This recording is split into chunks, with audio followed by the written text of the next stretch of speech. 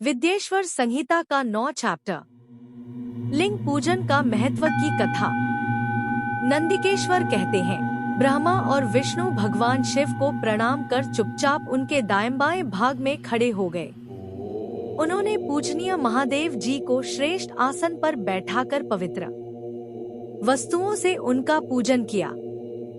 दीर्घकाल तक स्थिर रहने वाली वस्तुओं को पुष्प वस्तु तथा अल्पकाल तक टिकने वाली वस्तुओं को प्राकृत वस्तु कहते हैं।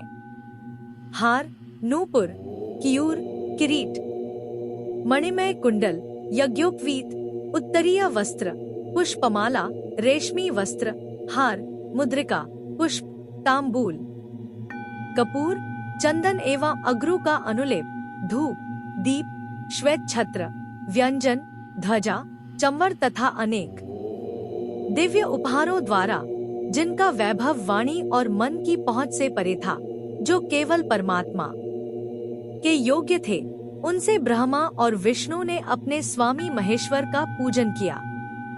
इससे प्रसन्न होकर भगवान शिव ने दोनों देवताओं से मुस्कुराकर कहा, पुत्रों, आज तुम्हारे द्वारा की गई पूजा से मैं बहुत प्रसन्न हूँ।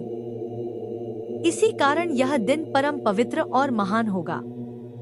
यह तिथि शिवरात्रि के नाम से प्रसिद्ध होगी और मुझे परम प्रिय होगी।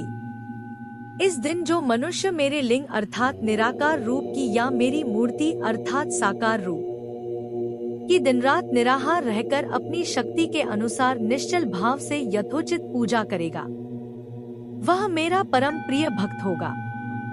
पूरे वर्ष भर निरंतर मेरी पूजा करने पर जो फल मिलता है, वह फल शिवरात्रि को मेरा पूजन करके मनुष्य तत्काल प्राप्त कर लेता है। जैसे पूर्ण चंद्रमा का उदय समुद्र की वृद्धि का अवसर है, उसी प्रकार शिवरात्रि की तिथि मेरे धर्म की वृद्धि का समय है। इस तिथि को मेरी स्थापना का मंगलमय उत्सव होना चाहिए। मैं मार्गशीर्ष मास में आर्द्रा नक्षत्र से युक्त पूर्णमासी या प्रतिपदा को ज्योतिर्मय स्तंभ के रूप में प्रकट हुआ था। इस दिन जो भी मनुष्य पार्वती सहित मेरा दर्शन करता है अथवा मेरी मूर्ति या लिंग की झांकी निकालता है, वह मेरे लिए कार्तिकेय से भी अधिक प्रिय है।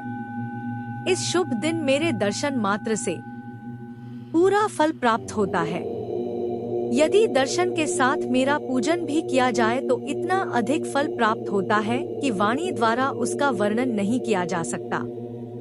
लिंग रूप में प्रकट होकर मैं बहुत बड़ा हो गया था। अतः लिंग के कारण यह भूतल लिंग स्थान के नाम से प्रसिद्ध हुआ। जगत के लोग इसका दर्शन और पूजन कर सकें, इसके लिए यह अनादि और अनंत ज्योति स्तंभ अथवा ज्योतिर्मय लिंग अत्यंत छोटा हो जाएगा।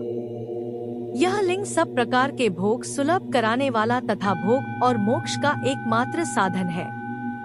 इसका दर्शन, स्पर्श और ध्यान प्राणियों को जन्म और मृत्यु के कष्ट से छुड़ाने वाला है।